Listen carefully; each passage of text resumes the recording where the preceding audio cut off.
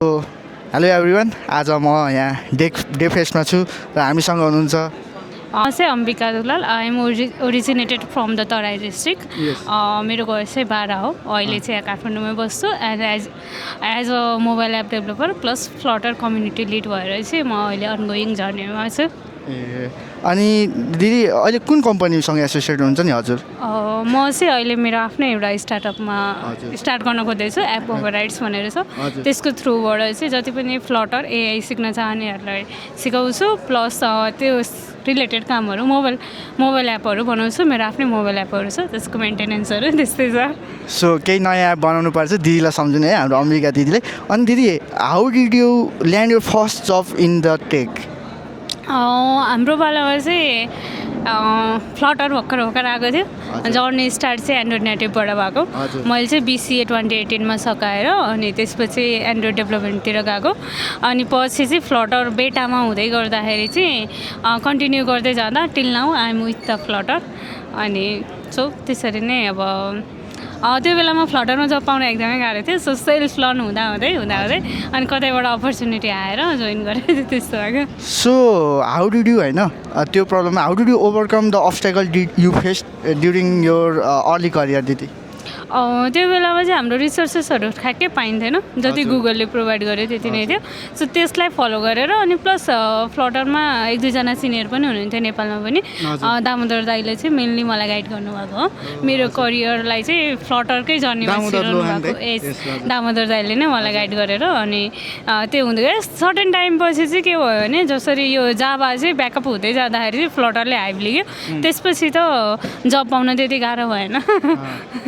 So यदि होइन तपाईँले फेरि सुरुबाट फ्लटरको आफ्नो जर्नी सुरु गर्नुहुन्थ्यो भने होइन, या तपाईँले यो जर्नी कसरी सुरु गर्नुहुन्थ्यो? यो हाम्रो नयाँ आउने भाइ बहिनीहरू जसले फ्लटर डेभ भन्न खोज्नु उहाँको लागि के करियर रोड म्याप सजेस्ट गर्नुहुन्छ, कसरी? ओके, यसको लागि चाहिँ अहिले चाहिँ खासै केही पनि गाह्रो छैन। फ्लटरको आफ्नै रोड म्याप छ, अफिसियल डक्समा जानुभयो भने। अनि अर्को कुरा चाहिँ अहिले धेरै चाहिँ कन्टेन्टहरू छ फ्लटर रिलेटेड, ब्लगहरू छ। इभन दामोदर दाईको छ, मेरो छ, ब्लगहरू छ होइन। इभन अहिले त फ्लटर सिक्न जानलाई त ChatGPTले पनि सिकाइदिन्छ होइन।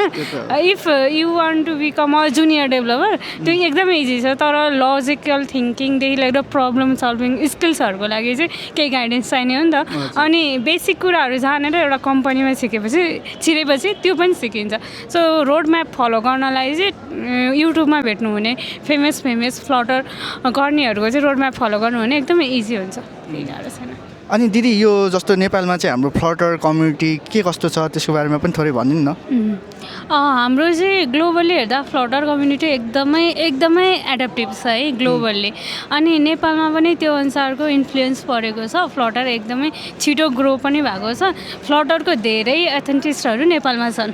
सो नेपालमा भएकोहरूले चाहिँ सबै आफ्नो फ्लटरको मेम्बरहरूलाई चाहिँ इक्वली ट्रिट गरेर कसैले पनि क्वेसन सोध्यो भने नाइ भन्दैन। जो पनि फ्लटर सिक्न चाहन्छ भने होइन, त्यो अरूले जस्तो हुन्छ नि म किन सिकाउने सित्तैमा भन्ने फ्लटर कम्युनिटीमा त्यो छैन।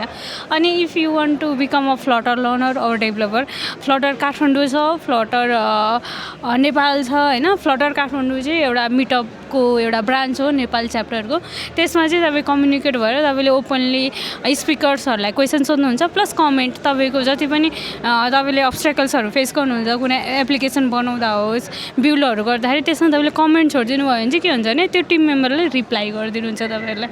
सो यसरी चाहिँ तपाईँ सुरु गर्न सक्नुहुन्छ। थ्याङ्क यू दिदी। अनि दिदीसँग यदि लिङ्क्डइनतिर कनेक्ट हुनु पऱ्यो भने दिदी?